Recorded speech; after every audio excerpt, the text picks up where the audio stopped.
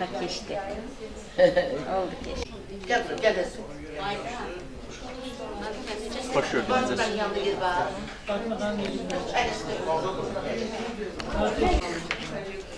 Bütün taraf kırdın dedi. Ha, ne tersi? Sen mi?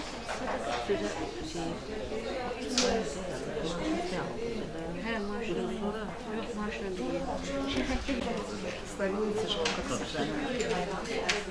Ay böyle.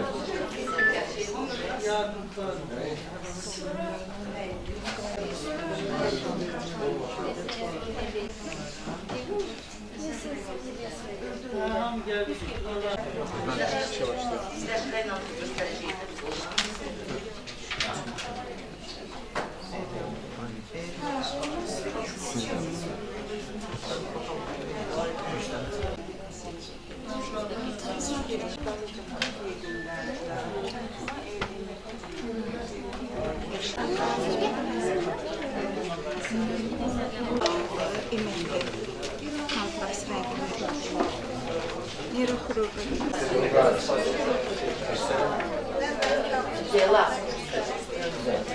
Aha, gelin su oradan getirin. Salam hörmətli tədbir iştirakçıları. Hər birinizi salamlayıram Ailə Dünyası Alilərə Hüquqi Yardım İctimai Birliyi adından. Tədbirimizi, dəvətimizi qəbul edib gəldiyiniz üçün hər birinizə təşəkkür edirəm. Burada göründüyü kimi hər zaman cəmiyyətdə ən fəallıq göstərən, öndə gedən, aparıcı qüvvələrdən biri olan qeyri-hökumət təşkilatları ilə yanaşı bizim çox hörmətli qonaqlarımız da var. Onları sizə təqdim etmək istəyirəm. Daxili İşlər Nazirliyinin Baş İctimai Təhlükəsizlik İdarəsinin xüsusi mühüm tapşırıqlar üzrə Baş İnspektoru Polis Polkovnik Leytenantı Kəmalə xanım Ələkbərova. Xoş gəlmişsiniz Kəmalə xanım. Kəmalə xanımı hər zaman xatırlayırsınızsa, Bakı Baş Polis İdarəsinin işçisi kimi təqdim edirdik. Artıq Kəmalə xanım Daxili İşlər Nazirliyində işləyir və sizi təbrik edirik. Çox sağ olun, tədbirimizə qatılmaq üçün. Kemal Xanım, təbrik edirik. Çok sağ olun. Kəmalə xanım, siz hər zaman bizim yanımızda olmuşsunuz, sizdən tədbirlərdə həm bizə mənəvi dəstək olmuşsunuz, hər zaman təhsildən yayılan uşaqlarla bağlı gördüyünüz işlərə görə sizə təşəkkür edirik. Bir daha xoş gəlmişsiniz. Eyni zamanda Elm və Təhsil Nazirliyinin məktəbə qədər Ümumi Təhsil Şöbəsinin aparıcı məsləhətçisi Günay Əhmədzadə buradadır. Salamlayırıq sizi Günay xanım. Bugün eyni zamanda bizim Daxili İşlər Nazirliyinin İnsan Alverinə qarşı mübarizə baş idarəsinin baş əməliyyat müvəkkili Polis Polkovnik Leytenantı Vamik Namənzadə də buradadır. Vamik müəllim, xoş gəlmişsiniz. Bugün hər zaman bizə dəstək olan, bizim necə deyərlər, həm maddi mənəvi dayağımız olan qeyri-hökumət təşkilatlarına Dövlət Dəstəyi Agentliyinin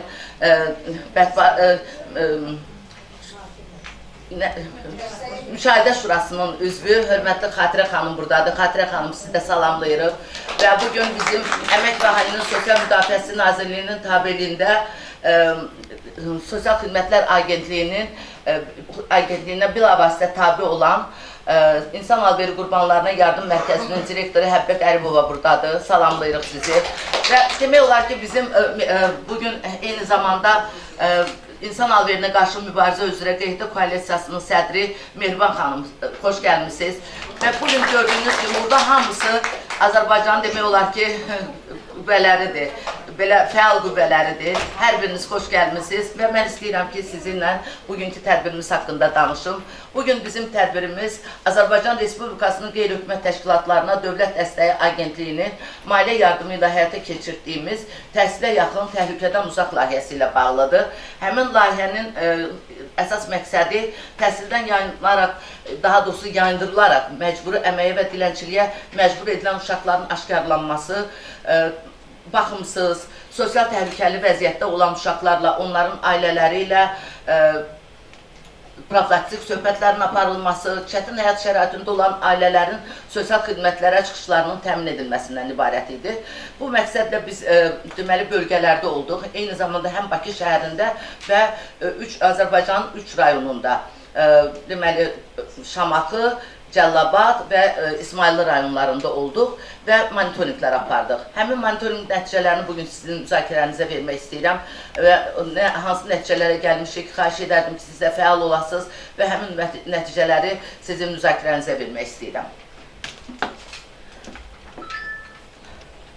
Monitorinqin əsas məqsədi təhsildən yayındırılaraq məcburi əməyə və dilənçiliyə məcbur edilmiş uşaqların aşkarlanması idi. Baxımsız sosial təhlükəli vəziyyətdə olan uşaqlarla və onların ailələri ilə fərdi profilaktik işin aparılmasından ibarət idi.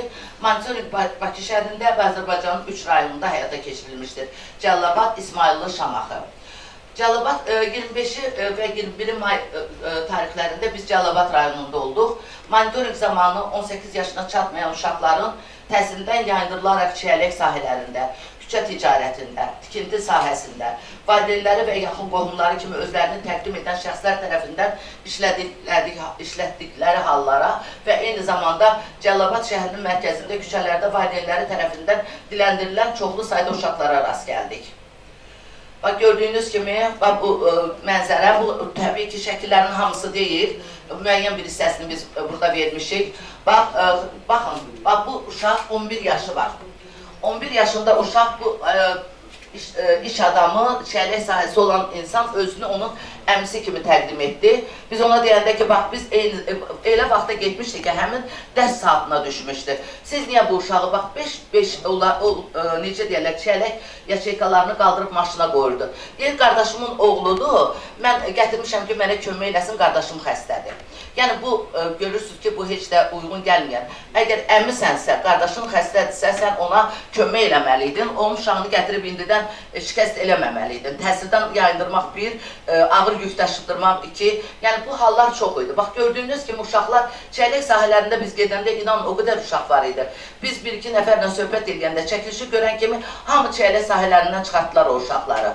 Uşaqlar, yəni çiyələk sahələrindən, kartof yığımında uşaqları dərsdən ayırıb, təhsildən ayırıb gətirib belə işlədirlər. Uşaqlar küçələrdə, bu oğlan Baksel burada işləyir, deyir, qardaşım gedib şəhərə mal dalınca mən gəlmişəm, əvəz edirəm. Yanındakı qonşu da deyir ki, yalan deyir, o hər gün elə buradadır. Həmçinin görürsünüz, dilənçiliyə məcbur edilən uşaqlar, bu uşaqlar təhsilsiz qalıblar, oxumaq istəyirlər. Amma onların məktəbə qoyan, məktəbə aparan yoxdur.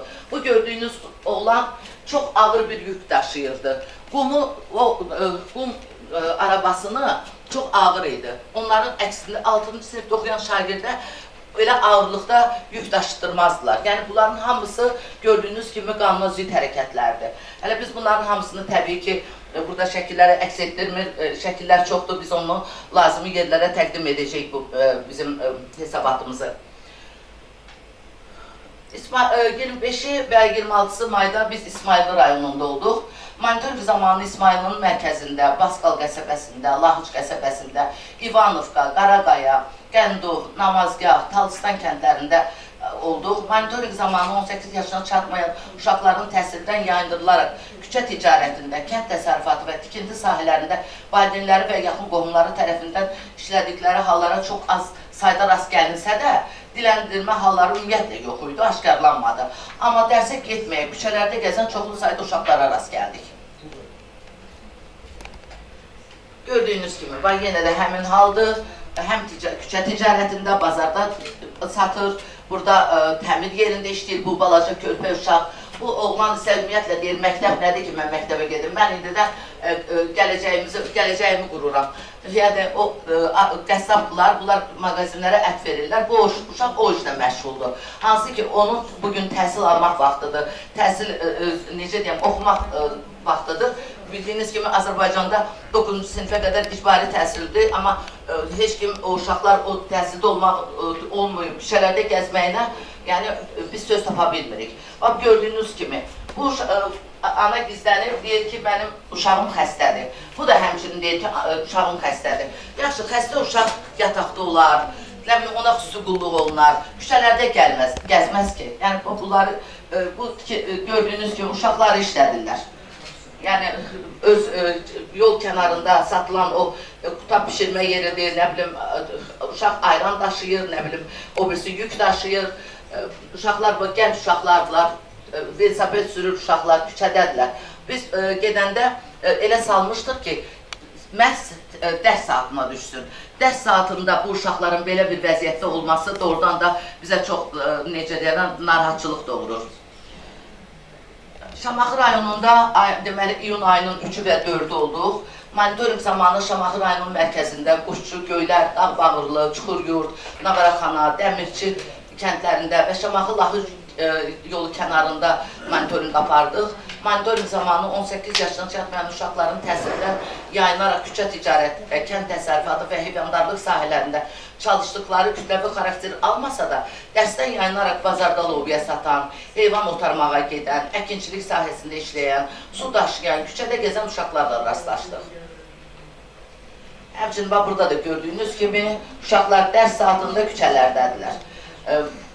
Lobiya satdırır nənə, deyir ki, ay nənə, onun dərsə gedən vaxtıdır, sən gətirmirsən onu lobiya satdır. Deyir, indidən mən ona gələcəyini deyirəm də, qoy indidən onsuz da oxumayacaq, oxumaq üçün onun həvəsi yoxdur, qoy indidən satış örgənsin. Hansı ki, bu doğru yanaşım deyil, mən düşünürəm. Bax, bu uşaqla bağlı sizə danışmaq istəyirəm. Bu gördüyünüz balaca 2-ci sinifə getməlidir. O, bir sürü heyvanın qatıb qabağına yataqda qalırlar. Mən indi yataqda, bəli, var yataqda çoxlu uşaqlar var ki, məktəbə getmirlər. Elə Şamaxı rayonunun Quşçu kənd orta məktəbinin direktoru Vəli müəllim də bizə dedi ki, yataq uzaq olduğu üçün kəndin mərkəzindən o uşaqlar dərsə getmirlər. Biz 15 ailədən 11-ni təzədən uşaqlarla, valideynləri ilə, polislərlə bir yerdə apardığımız söhbətdən sonra biz onları dərsə qaytara bildik, yəni cəlb eləyə bildik. Amma 4 ailə gəlmək istəmir. O ailələrdən biri də bax bu uşağın valideynidir. Hansı ki biz valideynlə söhbət eləyəndə inanın, doğrudan da çox belə məmnun qaldıq. Valideyn deyir ki, biz onu məktəbə göndərmək üçün bacısını hər bir səhər tezdən atın belində aparır, dərsə qoyur, dərsdən gətirir. Amma bu balaca qaçdı 2 gün gizləndi ki, biz onu məktəbə göndərəcəkdik 1-ci sinifə. Biz qonşu, qohum, əqraba güclə biz onu tapdıq, dedi, mən getmirəm məktəbə. Bugün o uşaq, siz təsəvvür edin ki, biraz da çox maraqlıydı, uşağın özü də çox maraqlıydı, söhbətlər də maraqlıydı. Deyir, mən məktəbə getmək istəmirəm, mən oxumayacam. Valideynlər bunu aparıblar mağazinə, buna qəşəng əyinbaş alıblar, məktəb forması alıblar, bəlkə bunu həvəsləndirsinlər. Rəngli karandaş alıblar, plastilin, albom ki, bu uşaq maraqlanar, bəlkə gedər. Amma ona baxmayaraq o uşaq getməmişdir məktəbə. Məktəbə getməkdən boyun qaçırır, xəstəliyə vurur özünü. Yəni, belə pis vəziyyətdə artıq o uşaq məktəbə getmir. Amma buna baxmayaraq, siz təsəvvür edin ki, bu uşaq öz qazancı ilə 2 dənə quzu alıb. Öz qazan, gedib dağlardan otlar yığır, onları qurudur, aparır, satır. Məktəb vaxtı gedir, popcornu, nə bilim, deyir, aparır, 2-ci sinifə getməlidir bu uşaq bu il. Gedir, onları satır, özünün pulunu yığıb, gedib özünə 2 dənə quzu alır. İndi gözləyir, deyir, quzularım böyüyəcək, onların deyir, balaları olacaq, mən öz təsərrüfatımı qururam. İndidən, yəni, yaxşı ki, uşaq gedib, o cinayətkar qrupların baxımsız qalıb, gedib kimlərin sərinə düşmür, öz yolunu tutub. Amma indi siz təsəvvür edin ki, bu uşaq təhsil almış olsaydı, oxumuş olsaydı, o gələcəkdə doğrudan da böyük bir iş adamı olardı, biznes sahibi olardı. Yəni, bunları deməklə məqsədimiz odur ki, yəni təhsildən yayılan uşaqlarla bağlı biz biganə qalmamalıyıq. Bakı şəhərində də 9-u və 11-i iyun aylarında monitoring keçirdik. 18 yaşına çatmayan uşaqların təhsildən yayınaraq küçələrdə gül, şar, safiyet satması və diləndirilməsi hallarına rast gəldik. Yenə də şəkillər hamısı deyil, amma çox təəssüf ki, yenə bu acınacaqlı vəziyyət var. Baxmayaraq ki, bugün doğrudan da Bakı şəhərində böyük işlər görülür. Daxili İşlər Nazirliyi tərəfindən reydlər aparılır. Təhsil Nazirliyi bu sahədə çox böyük işlər görür. Uşaqların təhsildən yayılmasının qarşısının alınması ilə bağlı nə qədər işlər görülsə də yenə də o uşaqlar yol tapırlar, başqa üsullara əl atırlar. Öz istədiklərini, yəni onların təbii ki, valideynlərindən asılıdır. O gecənin bir aləmində küçədə gəzən uşağın valideyni hara baxır ki, o niyə demir ki, ay uşaq sən o gecə vaxtı əlinə salfet verib salfet satdırır. Bu balaca qızın gördüyünüz kimi əlində qutu veriblər, gedib oradan-buradan pul dilənir. Həmçinin ana özünün 2 uşağı ilə bərabər oturub pul dilənir. Baxırsan sağlamdır, normal bir nə bilim insandır. Gedib işləyə bilər də, amma işləmirlər. Bunlarla bağlı mən hansı tədbirləri görmək lazımdır? Yəqin ki, siz də öz fikirlərinizdə buna bizə dəstək verərsiniz ki, bunların qarşısının alınması üçün biz hansı addımlar ataq, hansı təklifləri verirsiniz, biz nə edək? Yəni biz bununla bağlı biz məktəblərdə olduq. Sonra biz bununla bağlı demək olar ki, hər bir rayonun özündə keçirdiyimiz monitorinqlərlə bağlı konferanslar keçirdik. O konferanslarda rayonun icra hakimiyyətinin nümayəndələri, polis şöbələri, məktəb direktorları və deməli mədəniyyət işçiləri hamısı orada iştirak elədilər. Və çox maraqlıdır ki, məktəb atır valideynlərin üstünə, valideyn atır müəllimlərin üstünə ki, o deyir, odur günahkar, bu deyir, budur günahkar. Bizim günahkar axtarmaq fikrimiz yoxdur. Biz günahkar istəmirik ki, bizə günahlandıraq. Biz deyirik ki, gəlin elə eləyək ki, əl-ələ verək, bu uşaqların gələcəyini quraq. Bu uşaqlar təhsildən yayınmasınlar. Bax, bizim məqsədimiz bu idi. Valideynlər deyirlər ki, bir valideyn var idi, orada dedi ki, mən uşağımı diləndirəm, yaxşı eləyirəm. Deyirəm, sənin ixtiyarın yoxdur, buna görə sizə cərimə tətbiq ediblər, siz cərimələnə bilərsiniz. Deyir, gətirsinlər mənə, uşaq pulunu versinlər, mən uşağımı diləndirməyəm. Yəni, bəhanələr də gətirirlər, amma hansı ki, bugün bilirsiniz ki, kasısı bu da belə, uşağının əlində 700-800 manatlıq telefon var. Yəni, bugün biz onu valideynin məktəbin üstünə atsaq ki, imkanım yoxdur, sosial problemin üstünə atsaq, bu düzgün deyil. Hamımız uşaqlıqda indi kasıb olanımız da olub, imkanlı olanımız da olub, amma heç kim məktəbdən yayınmayıb. Yəni, təhsildən bu yayınması üçün, təhsilə getməməsi üçün bu bir problem, bəhanədir. Yəni, bunu uşağın təhsildən yayındırılması üçün ki, imkanım yoxdur, düzdür, var müəyyən bir şey, amma yenə də dövlətin sosial proqramları var. Bununla bağlı, əgər bu telefonları əlimizə alıb müxtəlif proqramlara giririksə, TikTokdur, nə bilim, gülməli nələrisə baxırıqsa, ondansa yaxşı şeylər üçün istifadə edək. Baxaq ki, dövlətin bununla bağlı hansı sosial proqramları var, o sosial proqramlara müraciət edək və necə deyərlər, vəziyyətimizi yaxşılaşdıraq, uşağımızın məktəbə getməsi üçün hansısa bir addımları ataq. Yəni, bu bəhanə deyil. Məktəblərə də gələndə, bəli, təkliflər verdilər ki, bugün təhsildə islahatlara böyük ehtiyac var. Doğrudan da var. Məktəbdə bir çox şeylər var ki, onlar uşaqların dərsdən yayılmasının səbəbləri olurlar. Onlardan biri də məktəbdə təhsilin lazım səviyyədə keçirilməməsidir. Yəni, bunu boynumuza alaq. Valideyn deyir ki, mən yaxşı uşağımı qoyuram məktəbə. Məktəb ona nə verir? Boş-boşuna vaxtını itirir. Elə ondan sonra mənim uşağım geçsin çələ sahəsində çalışsın, pul qazansın. Deyirlər ki, başa salırıq, deyir, yox, məktəbə gedirlər, ancaq hazırlığa gedən uşaqlar gedir haradasa, yaxşı nəticə qazanır. Hazırlığa getməyən uşaqlar, tutaq ki, müəllimin məktəbdə, əgər o şagirdlər müəllimin hazırlığına getmirsə, müəllim oğlu uşaqlardan düşünüşür, heç onlara yaxşı qiymət vermir. Yəni, belə hallar da var. Eyni zamanda mənim özümü də narahat edən bəzi məsələlər var, məktəblə bağlı, indi onu demək istəyirəm. Bizim hörmətli Günay xanım indi deyəcək ki, təhsili biz, yəni siz buradasınız, biz istəyirik ki, siz bunu da bizim Təhsil Nazirliyinə də çatdırasınız ki, yəni doğrudan da bugün məktəblərdə valideynlər, biz ailələrlə işlədiyimiz üçün ailələr bizə müraciət edir. Məktəblərdə bu vinyetka şəkillər məsələləridir, tədbirlərdir. Yəni, bu çox acınacaqlı bir məsələdir. Əvvəllər biz də uşaq olmuşuq, hamımızın da vinyetkamız var. Bizi divara belə sökürdülər, şəklimizi çəkirdilər, vinyetka sürərdirdilər. Amma bugün 4 fəsil vinyetka çəkdirirlər. Uşaqları dərsdən beyinləri yayınır. Valideyn deyir, mənim imkanım yoxdur. Mənim uşağım gedir, obrislər gedir 4 fəsil şəkil çəkdirməlidirlər. Hər fəsil üçün uşağıma geyim almalıyam. Uşağım getməlidir. Tutaq ki, qış ayında bunları aparırlar şax dağa. Bakıdan Şahdağa, Gəncədən Şahdağa gedirlər ki, qar yağıcı, biz orada şəkil çəkdirik. Həm böyük bir məsuliyyətli, böyük uşaqları, sən avtobusdasan, aparasan, avtobus pulu verilməlidir, uşağın geyimi üçün pul verilməlidir, nə bilim, daha sonra orada uşaq yol gedir, onun üçün nəsə xərc çəkilməlidir. Bunlar hamısı puldur.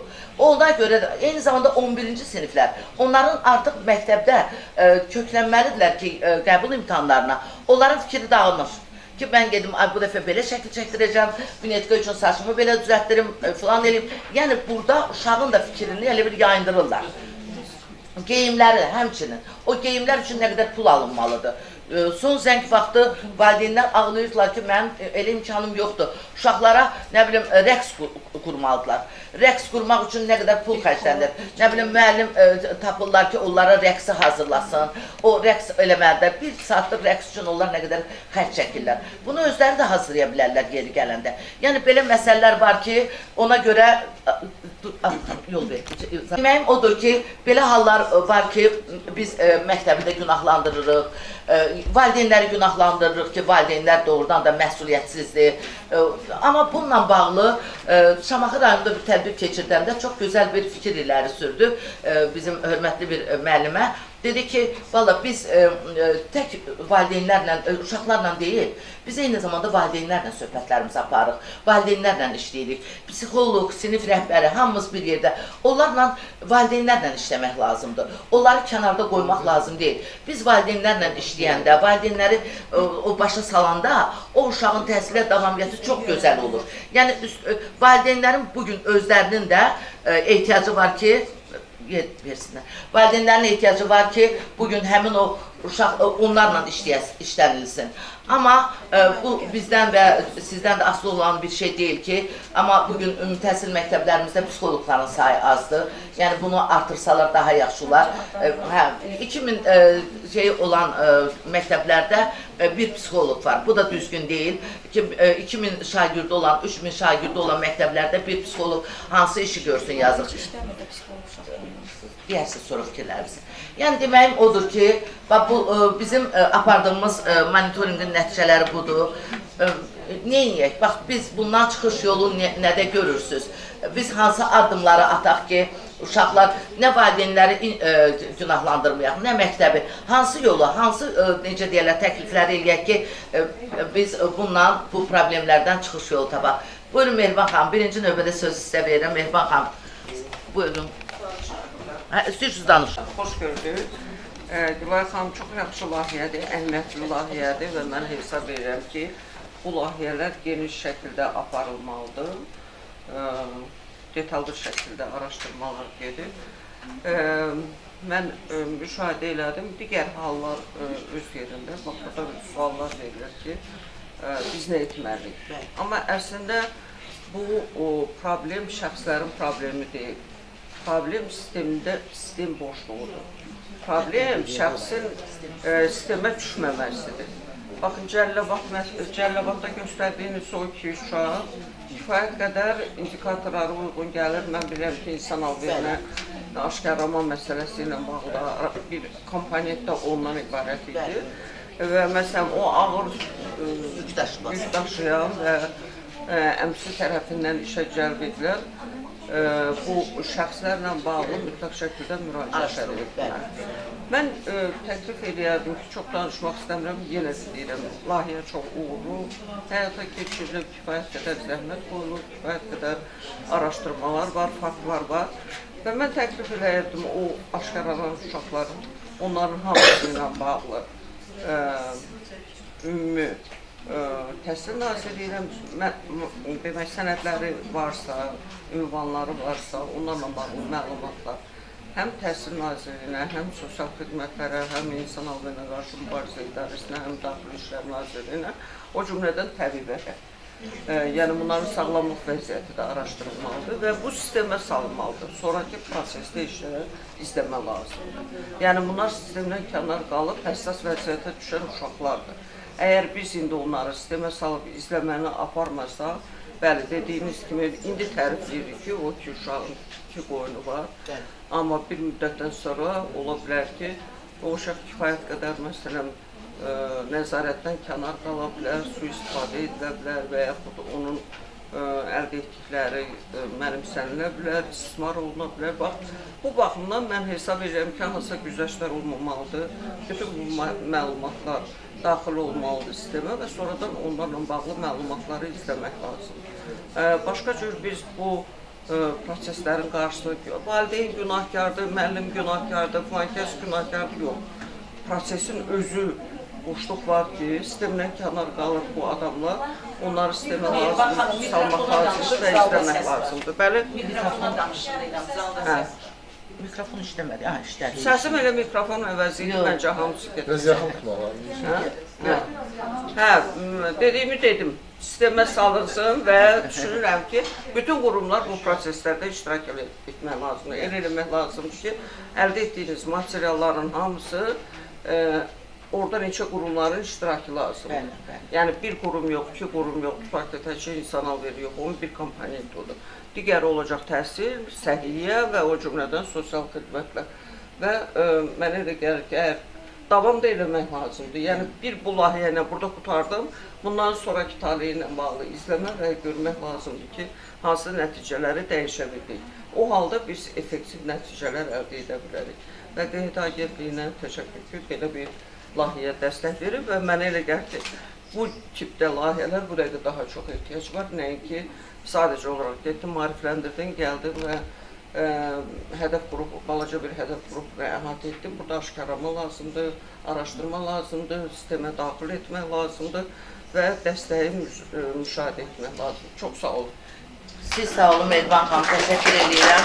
Elə çox doğru deyirsiniz. Mən düşünürəm ki, biz doğrudur. Biz bu həmin əminin təbii ki, monitorinq aparanda biz onların detallı biz onlara yaxınlaşa bilmirdik. Onlar şəkil çəkdirməkdən belə çəkinirdilər, qaçırdılar. Amma biz o şəkilləri çəkmişdik, onları icra hakimiyyətlərinə də vermişik. Polis şöbələri də orada iştirak ediblər, görüblər və indi biz onlara sorğu göndərmişik ki, onun əminin, onun doğrudan da əmi olub olmadığını araşdırsınlar və o hansı haqla uşağı aparıb orada o saatda işlədir və ağır yük daşıdırır. Biz bunlar haqqında məlumat vermişik.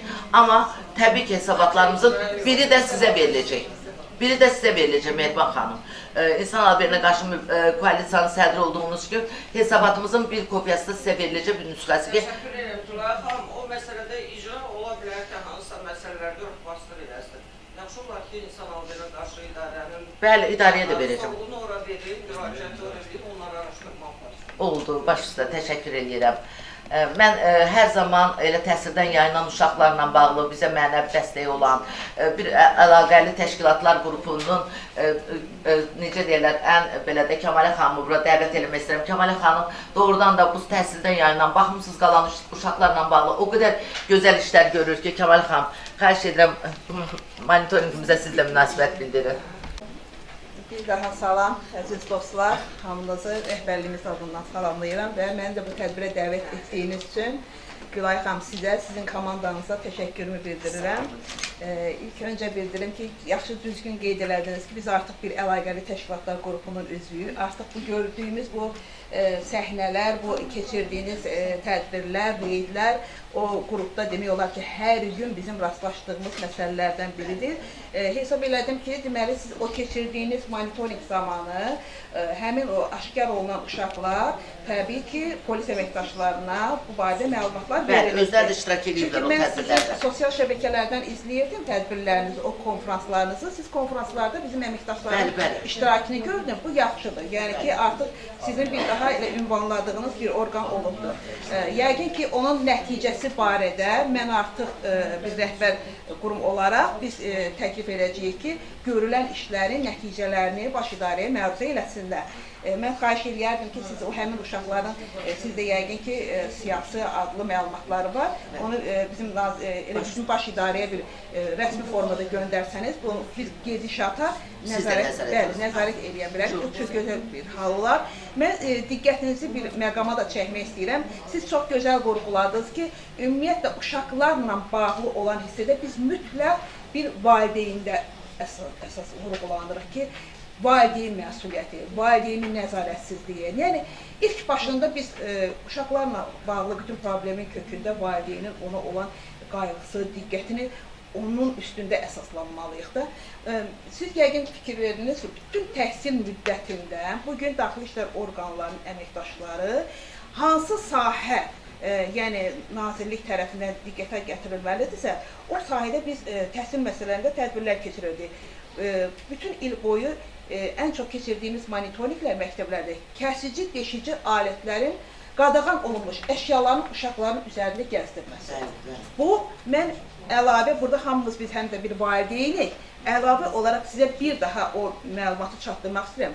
Çox xahiş edirəm, əziz valideynlər, nənələr, babalar da hələ burada iştirak edir. Uşaqlarınız dərsə gedərkən mütləq uşaqlarınızın nəzarət edir. Mütləq. Biz bunu bu günləri o monitorinqlər həftədə demək olar hər gün bizim əməkdaşlar təhsil idarəsinin əməkdaşı ilə eyni zamanda məktəb rəhbərliyi ilə birlikdə o yoxlamaları həyata keçirirdi. Səbəb nə idi? Əlbəttə, burada bizim çox əsaslı, vacib bir səbəblərimiz var idi. Bugün biz o hallarla rastlaşırıq. Ola bilər bəzi məlumatlar, ola bilər ki, yəni ki, bir çərçivədən çıxmaya da bilər, amma bu günləri uşaqlara nəzarətsizliyin hardasa bir böyük bir uşaqların gələcək həyatında bir negativ halları yaranması səbəb olduğunu görürük. Yenə də özümü tutub bildirmək istəyirəm ki, əziz valideynlər, hamımız bir valideyni, uşaqlarımıza diqqət edin, nəzarət edin. Məktəbə gedəndə, dostluq eləyəndə, sosial şəbəkələrdən, bugün görürsünüz, ən çox bir cinayətlərin artıq fablası da dəyişir. Bugün də keçmişdəki kimi illər öncə olan cinayətlər baş verir. Artıq rəqəmsal mühitdə baş verən cinayətlərə biz rast gəlirik. Bugün biz niyə biz görməliyik ki, hansısa bir səbəbdən, yəni hansısa bir şantajdan, hansısa bir olan o uşaqlar barədə o təhdidlərdən, yəni rəqəmsal mühitdə baş verənlərdən uşaqlar özlərini hətta intihar halına gətirə bilsin. Deməli, nəzarətimiz 1-ə 2 artmalıdır. Təbii. Bunun üçün də nə etməliyik? Tək valideynlərin üstündə də dayana bilməliyik. Mütləq əlaqəli şəkildə işləməli. Heç bir qurum özünü kənara qoya bilməz. Mən ilk öncə içəri gələndə dedim, mən çox sevinirəm ki, bugün hökumət və qeyri-hökumət təşkilatları çox sıx işləyirlər. Çox əlaqəlidir. Bu çox işimizə də effekt verir. Gördüyümüz işin nəticəsi də olur. Bugün biz bir polis olaraq, yəni sırf bir müəyyən bir çərçivədə işimizi görə bilərik. Amma sonraki ailə ilə aparılan işlər, uşaqlarla görüləcək digər qayğılar, sosial məsələlər, yəni digər məsələlərin, yəni bunun üçün əlaqəli təşkilatların, qurumların işləməsi çox vacibdir. Bu həssas məsələyə diqqətlə yanaşaq. Gündən-günə zamanımız, yəni biz rəqəmsal mühitimiz böyüyür, bizim artıq çərçivələrimiz genişlənir. Ona görə uşaqlara olan nəzarətimiz daha da artmalıdır. Çox sağ olun, minnətdarım. Sağ olun. Təşəkkür edirik Kəmalə xanım, doğrudan da sizin dəyərli fikirləriniz bizim üçün vacibdir. Bayaq vurğuladığımız kimi, bəli, doğrudan da bugün hamımız əlbir işləməliyik. Dövlət öz üzərinə düşən işi yerinə yetirir. Yəni, uşaqlar küçələrdə reydlər aparılır, uşaqlarla bağlı, onların valideynləri ilə, özləri ilə profilaktik işlər aparılır, sığınacaqlara yerləşdirilir. Amma biz də qeyri-hökumət təşkilatları olaraq təbii ki, əlimizdən gələni etməliyik və digər qurumlar da buna qoşulmalıdır. Valideynlərlə də bağlı çox doğru deyirsiniz. Bəli, bütün məsuliyyət valideynlərin üzərindədir. Bax, bugün bizim ətrafımızda olan valideynləri nəzər salasaq, elə mənim işçim var burada, Zaur müəllim. Zaur da, İlahə də fədakar valideynlərdirlər. Onların fədakarlığı nəticəsində bugün doğrudan da onların evladlarının qazandığı uğurlar onların fədakarlığı nəticəsində. Deməli, valideyn məsuliyyəti mütləq olmalıdır. Əgər valideyn məsuliyyəti varsa, bəli, o uşaq düzgün istiqamətləndirilirsə olacaq. Olmasa yox. Biz ailə balaca olanda mən, evin ən kiçiyi mən idim. Bir belə yumru dəyirmi masamız var idi. Valideynlərim səhər tezdən gedirdi axşama qədər, amma nəzarətləri üstümüzdə idi. Mənim qardaşım otururdu stolun başında, biz hamımız otururduq onun ətrafında. Ki bizim ixtiyarımız nə idi ki, biz o stoldan duraq və ona dərsinə cavab verməmiş biz duraq çıxaq, gedək küçədə oynayaq. Mən küçədə oynayan uşaqların səsini eşitirdim, balacaydım da. Bacım gəlib deyirdi ki, o dərslərini qutarıb da, indi bizdən balacadır. Qoy mənə danışsın, geçsin, oynasın. Deyirdi, qoy təkrar eləsin. Mən də qorxudan otururdum, dərslərimi təkrar edirdim, amma qulağım qalırdı o pəncərədə. Pəncərəni bağlıydı ki, mən o səsləri eşitməyim. Aradan illər keçdi, mən NÜST-ə girdim. O küçədə oynayanların bir çoxu təbii ki, NÜST-ə girmədilər. İndi belə evdar qadın olan oldu, nə bilim, fəhlə işləyən oldu, xadimə işləyən oldu. İndi bütün sahələr bizə əzizdir, təbii ki, ona söz yox. Onlar mənə televizorda görəndə dedilər ki, sənə baxırıq, həsəd aparıq. Deyirəm, inanırsınız, uşaq olanda mən də həsəd aparırdım ki, siz küçədə oynuyorsunuz, amma mən oturub dərs oxuyuram. Amma doğrudan da o nəzarət üstümüzdə olmasaydı, o valideynlərimin zəhmi, qardaşımın bizim üzərimizdən nəzarəti, onlar olmasaydı, təbii ki, bəlkə də mən də uşaq idim da, elə mən də gəlib qoşulardım, oynayardım. Yəni, doğrudan da valideyn məsuliyyəti, valideyn nəzarəti mütləq olmalıdır. Çox danışmayayım, burada söz demək istəyənlər çoxdur. Mən düşünürəm ki, Günay xanıma axırda söz verəcəm. Yox. Həbbə xanım, bizim deməli, biz eyni zamanda hamınız bilirsiniz, sığınacaqda insan alverinə qarşı mübarizə baş idarəsinə bilavasitə tabi olan insan alveri qurbanları üçün sığınacağın da direktoruyam. Bizim sığınacaqda doğrudan da baxımsız qalan, təhsildən yayınan, cinayətkar qrupların əlinə düşərək diləndirilən hal-hazırda 3 dənə uşağımız var ki, ikisi diləndirilib, biri də cinsi istismara məruz qalıb. Doğrudan da özü cinsi azlıqdır həmin o uşağın biri. Sağ olsun bizim hörmətli psixologumuz, bizim hörmətli inspektorlarımız, onların sayəsində İlahi xanım ona bir ana oldu, hamımız ona dəstək olduq. O artıq bu yoldan qayıdıb, tövbə elədi, saçını qırxdırdı. Həbbə xanım sağ olsun onu peşə kursuna istiqamətləndirdi. Yəni biz, Kəmalə xanım, gördüyünüz kimi əlaqəli işləyirik. Əmək və Əhalinin Sosial Müdafiəsi Nazirliyinin tabeliyində olan Sosial Xidmətlər Agentliyinin İnsan Alveri Qurbanlarına Yardım Mərkəzinin direktoru Həbbə xanım buradadır. Hər dəfə gəlirlər, onlar da diqqət göstərirlər bizdə qalan o uşaqlara. Ümumiyyətlə, təhsildən yayınan, baxımsız qalan uşaqlara diqqət göstərirlər. Həbbə xanım buyur bir öz gördüyünüz işlə, gəl bura, gəl yanımıza, gəl. Həbbə xanım onları təhsilə cəlb etməyə, peşə kurslarına istiqamətləndirməyində özü böyük, hər dəfə zəng edir. Gülayı xanım filan sənəd eləyək, bunu eləyək, onu eləyək. Onları gəzməyə göndərir, dünya görüşünü artırır. Təşəkkür edirik sizə, buyurun. Təşəkkür edirəm Gülayı xanım. Hər kəs salamlayıram. Gözəl bir layihədir, gözəl bir təşəbbüsdür. Təhsildən yayınan təhlükəli uşaqlar bizim hal-hazırda ən prioritet istiqamətlərimizdir. Sözsüz ki, məndən öncə də çıxış edənlər də vurğuladı. Mütləq şəkildə hər hansı bir layihəni icra edəndə onun davamlılığı mütləqdir. Yəni, monitoring əla keçirmişsiniz, gözəl təşəbbüs göstərmişsiniz və bunu davamlı etmək lazımdır. Eyni zamanda vurğulanan fikirlərlə razıyam ki, bunu kompleks şəklində etmək lazımdır. Həm dövlət qurumları, eyni zamanda qeyri-hökumət təşkilatları, hər kəs buna biganə qalmamalıdır. Çünki məsələ valideynlərdən danışırıq, amma bəzən uşaqlar var ki, valideyn himayəsinə mərhum olan uşaqlardır. Yəni, onlar da əmək istismarına cəlb oluna bilərlər. Biz mərkəz olaraq, siz təqdim etdiniz, İnsanlı Qurbanlarına Yardım Mərkəziyik. Biz mərkəz olaraq əmək müfəttişliyindən çox sıx əməkdaşlıq edirik. Necə? Uşaqların əməyə cəlb edilməsi.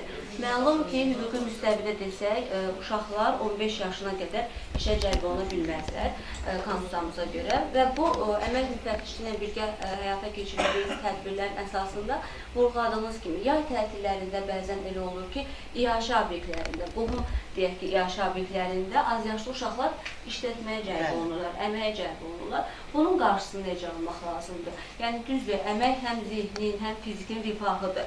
Bəzən valideynlər mental düşüncədən və yaxud da qohum əqraba mental düşüncədən yanaşa bilər ki, bəli, niyə də işləməsin? Uşaqdır, 13-14 yaşında, deyək ki, qutaq bir restoranında atsam işləyir, misal üçün, belə hallar olur. Yəni, o özünə bir, deyək ki, haqq qazandıra bilər ki, bu rifahdır, amma əgər qanun baxımından desə, bu əmək istismara cəlb edilmədir, bu qanunsuz bir işdir. Bu baxımından mütləq şəkildə vurğuladığım kimi dövlət qurumlarda, Elm Təhsil Nazirliyi, Ailə Qadın Uşaq Problemləri Dövlət Komitəsi, biz olaraq Sosial Xidmətlər Agentliyi, eyni zamanda qeyri-hökumət təşkilatları kompleks şəklində birgə bu məsələyə biganə qalmamalıdırlar. Yenə sizin layihəyə uğurlar arzulayıram, yəqin ki, məndən sonra da çox söz söyləmək istəyənlər olacaq, reglamentdən çıxmaq istəmirəm. Uğurlar Gülayı xanım, əməkdaşlığımız davamlı olsun. İnşallah, inşallah. Təşəkkür edirəm, çox sağ olun. Mən bugün doğrudan bu sahədə çox böyük işlər görən Daxili İşlər Nazirliyinin İnsan Alverinə qarşı mübarizə baş idarəsinin əməkdaşı, polis polkovnik leytenantı Vamik müəllimə sözü vermək istəyirəm. Vamik müəllim, buyurun. Çox sağ olun Gülar xanım, hər birinizi salamlayıram. Mən də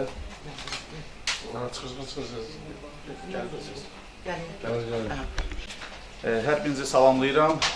Çox sağ olun Gülar xanım. Həqiqətən də çox aktual bir mövzudur. Uşaqların təhsildən yayınması cəmiyyətimizə ciddi zərər vuran bir belə deyək ki, hadisədir.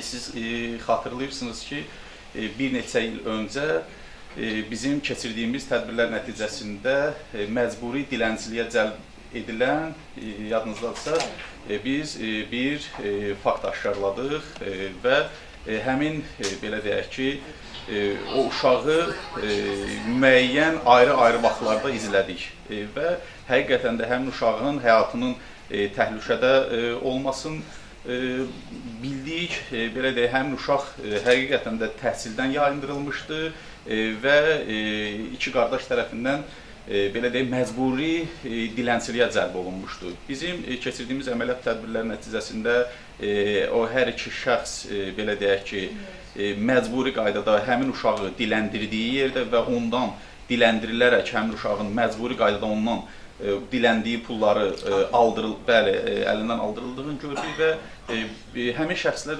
hal-hazırda, belə deyək ki, öz cəzalarına çatıb və bilirsiniz ki, ümumiyyətlə diləndirilmələr, məcburi qayda diləndirilmələr məcburi əmək hesab edilir və insan alveri hesab edilir və ağır cinayətdir. Biz, belə deyək ki, zərər çəkmiş həmin o uşağı sizin vasitəsinizlə və digər bizim xidmət sahələri vasitəsilə həmin uşağı cəmiyyətə reinteqrasiya elədik. Ümumiyyətlə, bildirmək istəyirəm ki, insan alverinə qarşı mübarizə haqqında qanunda da təhsildən yayınan uşaqların insan alverinin potensial qurbanı olması birbaşa qeyd olunmuşdur.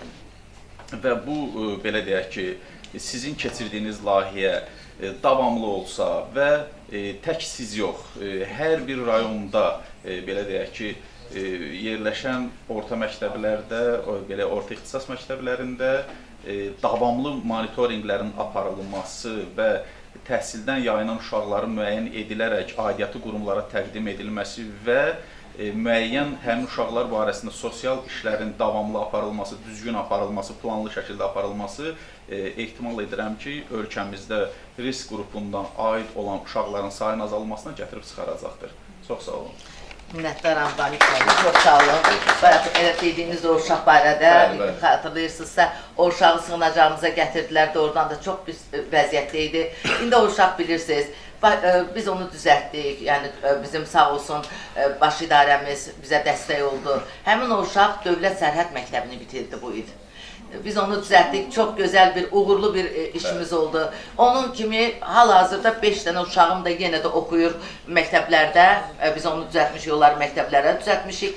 Birinci sinifdən bizim inspektorların onlarla keçdiyi, yəni əlifba bilməyən uşaqlara əlifbanı nə cür öyrətmişdisə, axırda o uşaq gedib, biz gedəndə təbii ki, bir yerdə gedirdik, o izahat verməli idi və yaxud da ona cinayət işinin başlanması ilə bağlı qərara boyunda bizim yanında olmalıydıq ki, orada qol çəkməli idi və yaxud da biz onun yerinə qol çəkməli idik.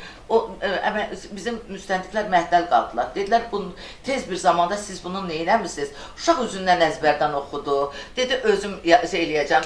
Yazdı ki, özüm oxudum, razıyam və qol çəkdi. Qoluna baxdı, dedi ki, heç bizim mühanda bir əməliyyatçılarımız belə qol çəkmir. Nə gözəl. İndi o uşaq birinci sinifə yox, indi təbii ki, böyük idi. Amma məcbur idik ki, birinci sinifə onu göndərək, çünki oxumamışdı. Amma birdən-birə onu götürdülər 5-ci sinifə. Bizim Maratdan söhbət gedir. 5-ci sinifə.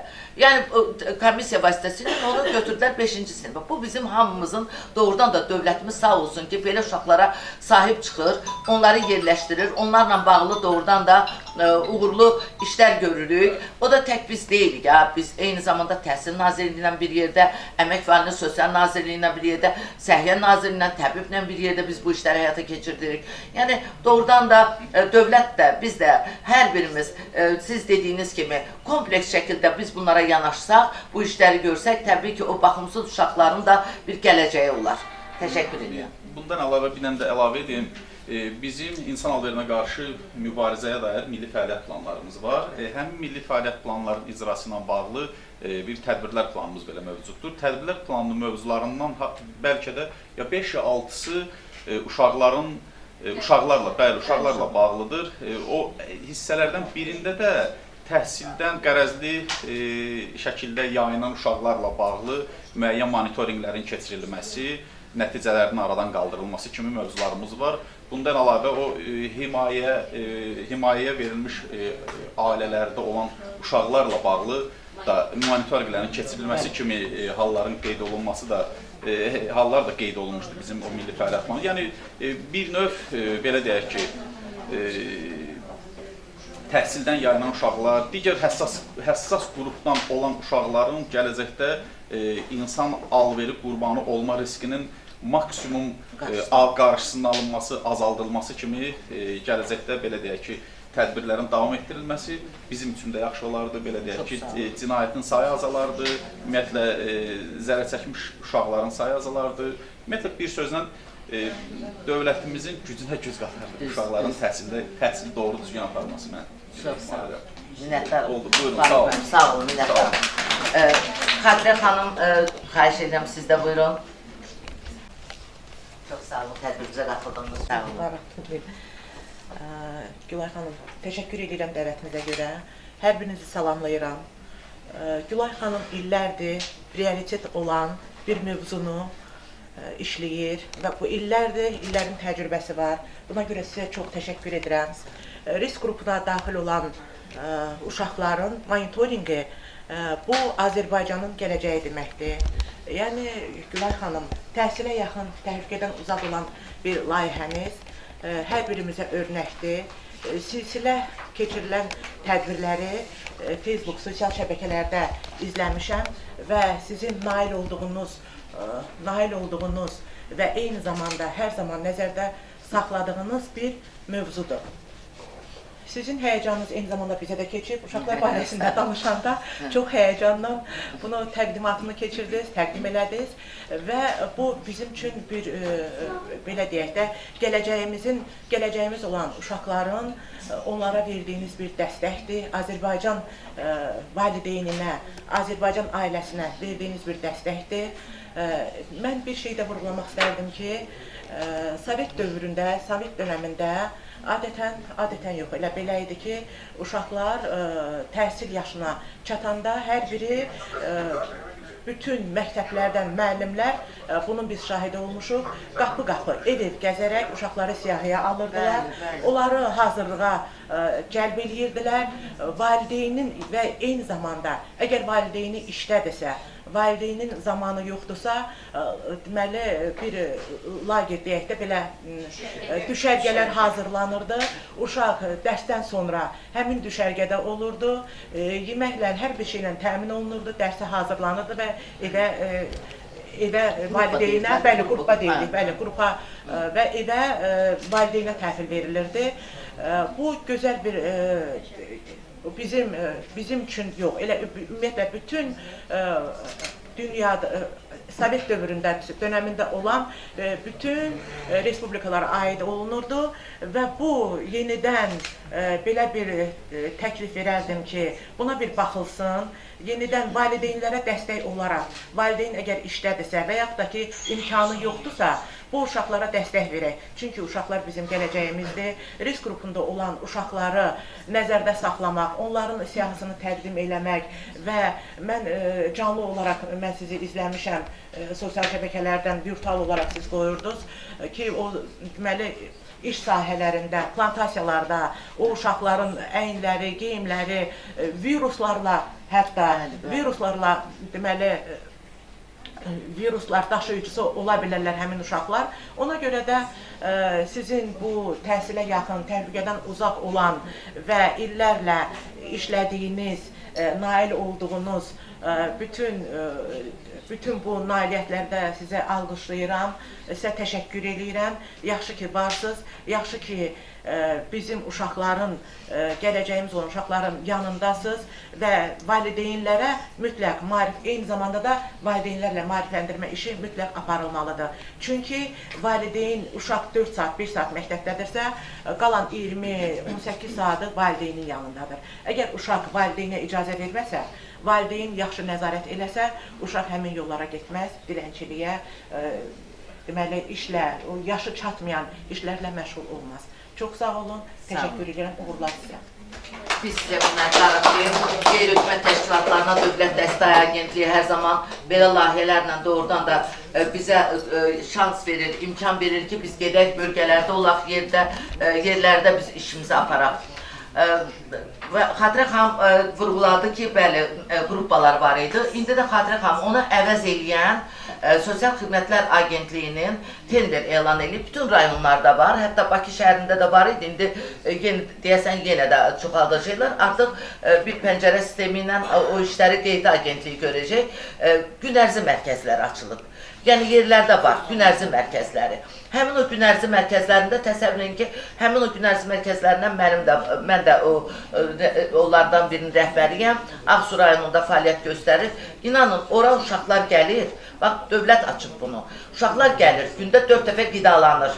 Səhər uşaqlar, Nailə xanımın da var elə bir mərkəzi, yəni bizim qeytələrin var, Samirə xanımın, yəni gəlirlər. Hər dəfədə 2 gündən bir də bizdə monitorinqdir, bəlkə də gün aşırı monitorinqdir. Gəlirlər, qidalanırlar o uşaqlar, orada yeyirlər, dərs oxuyurlar. Valideyn səhər gedir məktəbə, günorta çıxır məktəbdən gəlir o həmin mərkəzə. Mərkəzdə yeyir, içir, dərslərini oxuyub gedir. Və yaxud da 2-ci simen gedirsə, 1-ci simen gəlir ora. Orada yeməyini yeyir, oradan gedir məktəbə. Yəni, uşaq nəzarətsiz qalmır. Təbii ki, belə məsələlərin, belə saylar çox olmalıdır. Hər bir yerdə olmalıdır. Yəni, bu doğrudan da çox belə, necə deyim sizə, uğurlu bir layihələrdir bunlar. O uğurlu layihələrin davamını davamlı olsa daha gözəl olar. Çünki o uşaqların gələcəyi üçün o çox gözəl bir layihələrdir. Qəmzə xanım, buyurun, söz istəyirsiniz. Sonra İradə xanım, bizim İradə xanımın da təkliflərinə çox böyük ehtiyacımız var. Gülay xanım, təşəkkür edirəm söz verdiyiniz üçün. Mən uzun illər təhsildə çalışdığım üçün bu mövzu mənim üçün çox yaralı mövzudur. Gülay xanım, cəmiyyətin narahatı ilə ən ciddi problemlə, bax bugün bu layihəniz, bax ora toxunmuşsunuz. Mən agentliyə təşəkkür edirəm ki, yenə hər zaman kimi şəffaf fəaliyyətin nəticəsində bax belə layihələri dəstəkləyirlər. Məsələ burasındadır ki, bir QHT bu cəmiyyətin çox ciddi problemidir. Bir milləti məhv eləmək istəyirsənsə, onun təhsilini yox eləyəcəksən. Təhsildə, mən demirəm, islahatlar gedir, çox ciddi islahatlar hətta gedir. Amma valideyn, məktəb, şagird və müəllim üçbucağı var. O üçbucağın fəaliyyətini gücləndirmək lazımdır.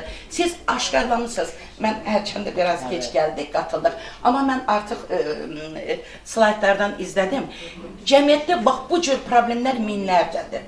Gülay xanım, dövlət bunu vətəndaş cəmiyyəti ilə də və öz xətti ilə də istər insan alverinə qarşı mübarizə idarəsi, istər vətəndaş cəmiyyəti, dövlət qurumları əlaqəli bu dəfələr səsləndirilsə də, amma bu doğrudan da bu münasibətlər, bu əlaqələr daha güclü işləməlidir. Çünki bu günlərim hələ siz aşkarladığınızdan və mən ufaq çox toxundu, deyirsiniz, bugün o uşaq 5-ci sinifə qəbul olundu. Bu bilirsinizmi nə deməkdir? Demək, gələcəyin bir lütfuzadələri bu günlərim diləndirilməyə məcbur oluna bilər.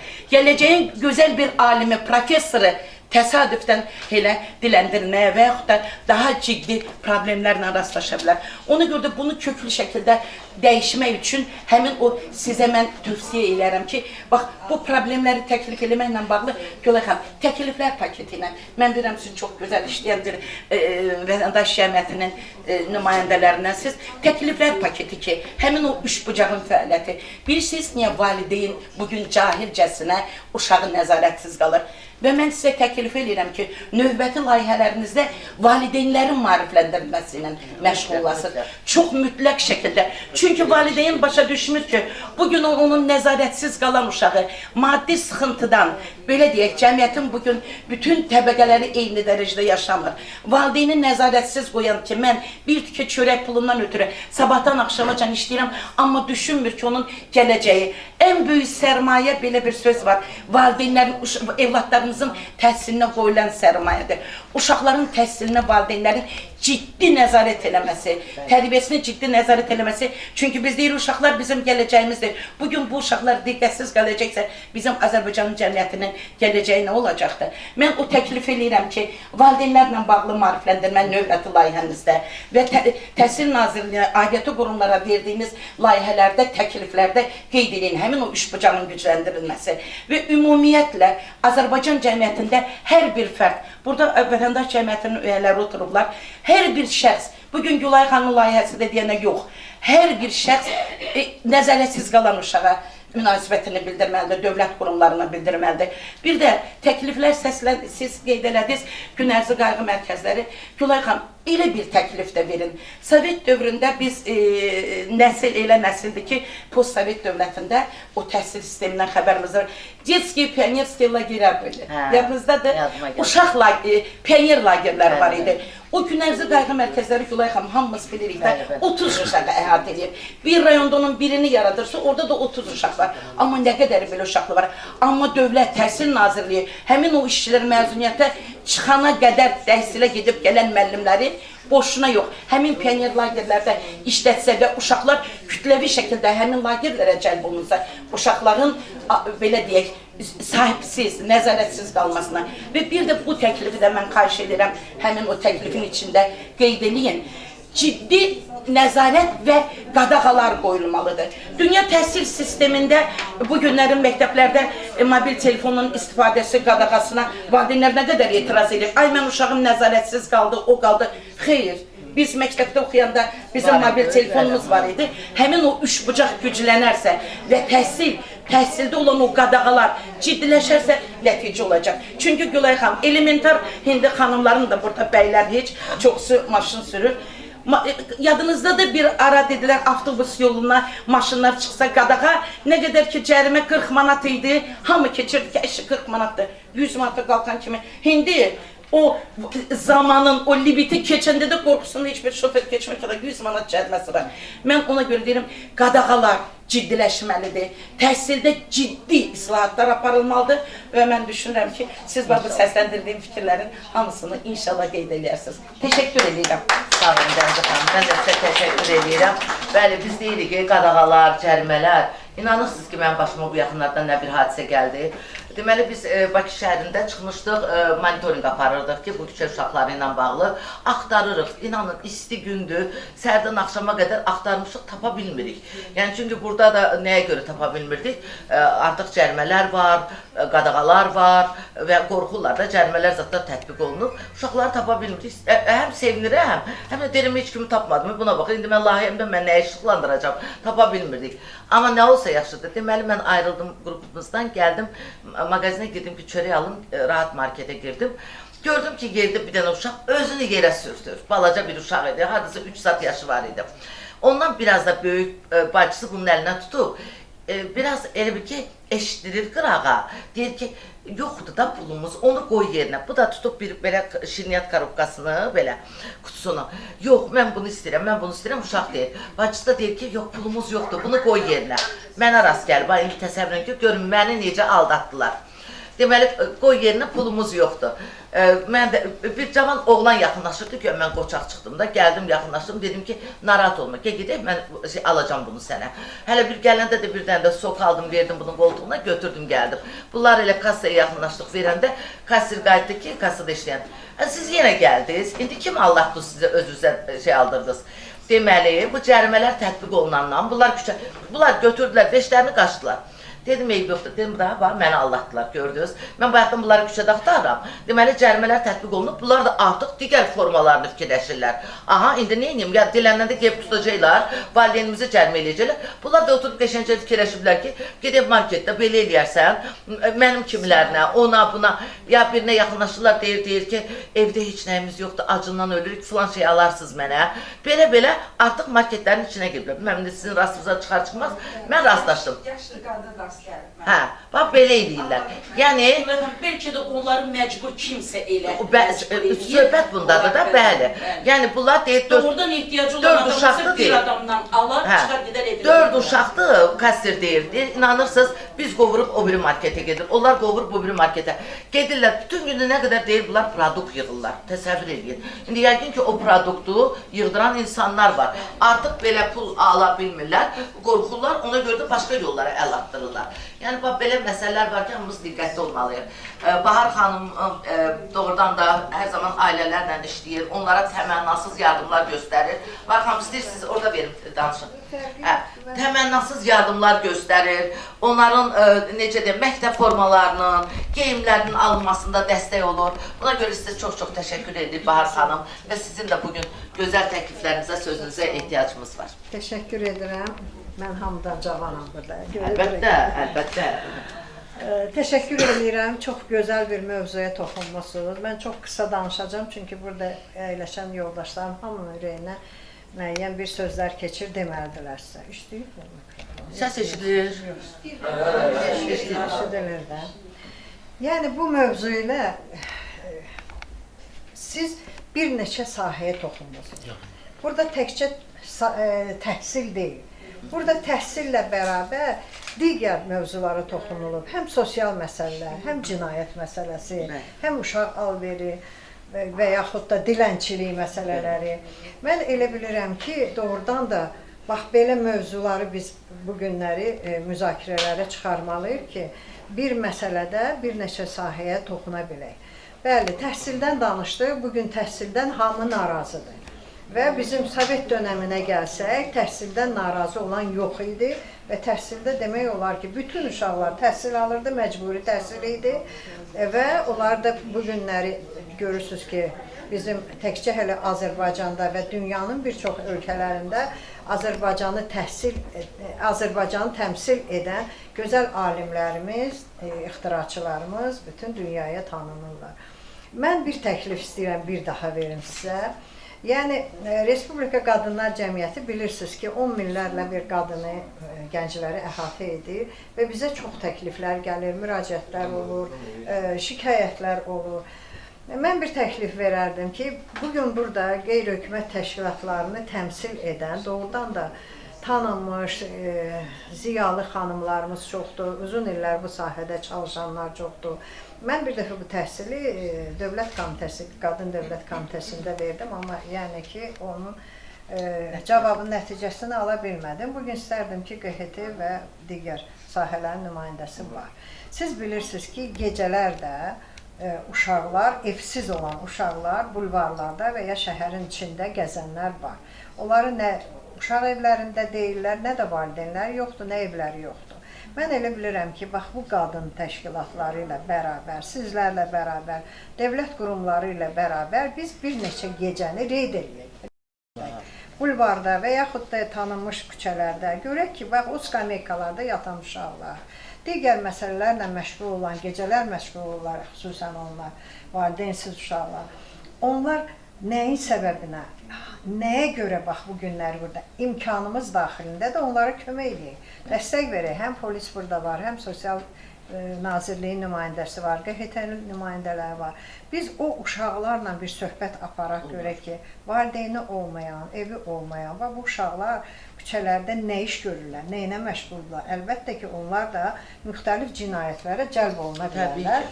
Çünki valideyn nəzarəti yoxdur. Bu bir təklifim. Bir də psixoloqlardan danışdınız. Bizim çox gözəl psixoloqumuz var burada əyləşib, Vəfa xanım. Həqiqətən də o hər dəfə deyir ki, məktəblərin heç birində psixoloji kabinetlər yoxdur. Yəni, psixoloq indi bir məktəbə bir psixoloq təyin olunubsa, onun heç kabineti yoxdur. Əgər bir kabinet psixoloqa ayrılmırsa, o uşaqlarla nə psixoloji söhbət apara bilər. Söhbət apara bilməz. Bu ikinci bizim təklifimiz ki, məktəblərin hər birində psixoloji kabinetlər olsun və üçüncü təklifim də odur.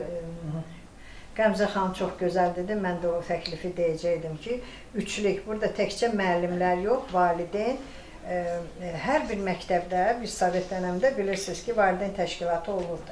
İndi də çox məktəblərdə var, amma onların fəaliyyəti yoxdur. Onlar ancaq pul yığmaqla məşğuldur. Əgər valideyn komitəsi yaranıbsa, deməli, bayramlarda pul yığırlar, məktəb üçün ləvazimat lazımdır, pul yığılır. Bayaq dedilər ki, buraxılış sinfi. Mənim qonşuluğumda çox kasıb bir ailə var, 2 uşağı əgər məktəbdə. Dedilər, bir buraxılış üçün bizdən 400 manat pul istəyirlər. Təsəvvür edin. Eləməsəydi, biri 4-cü sinif buraxılışıdır ya. Bir 4-cü sinif buraxılışına vinyetkalara 400 manat pul. Mən təəccüb edirəm, necə bu valideynlər necə versin bunu, məktəb necə bunu tələb edə bilər? 4-cü sinifin buraxılış vinyetkası olmasa olmaz belə. Təbii ki, olmaz. 11-ci sinif olsun, buraxılış. Olsun, məcbur 400 manat olsun. 400 manat, hər uşaqdan 400 manat, Vıpskinoy ancaq bu vinyetka üçün istənilir. Bu deməli, ona görə deyirik, məktəbdə valideyn komitəsi müəllim və müəyyən qurumlarla bərabər işləməlidir. Bunu təklif edirəm ki, bax bu üçlük, biz hazırıq sizə dəstək olmağa, xanımlarımız çoxdur və bu işlərdə sizə dəstək olmağa. Çox sağ olun, təşəkkür edirəm. Siz sağ olun, Bahar xanım, təşəkkür edirəm. Doğrudan da dəyərli təkliflərdir. İradə xanımın da təklifləri var, bilirəm. İradə xanım, gəlim ora.